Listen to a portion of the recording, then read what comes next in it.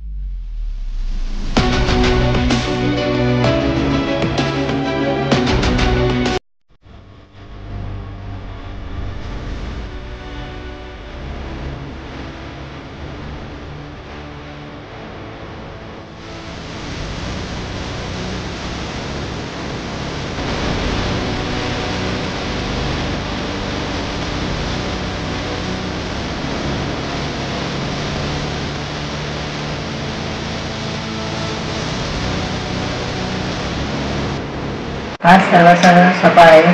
या सभेसाठी काळजीपूर्वक आम्ही सर्व नगरसेवकांना आणि पत्रकारांना आज सोडताना थर्मामीटर आणि पल्समीटर आणि थर्मल गन याची नोंद घेऊन आज सोडण्यात येत आहे। सर्वांनी काळजी घ्यावी आणि सर्व काळजीपूर्वक आम्ही हा सभा चालू करणार आहे।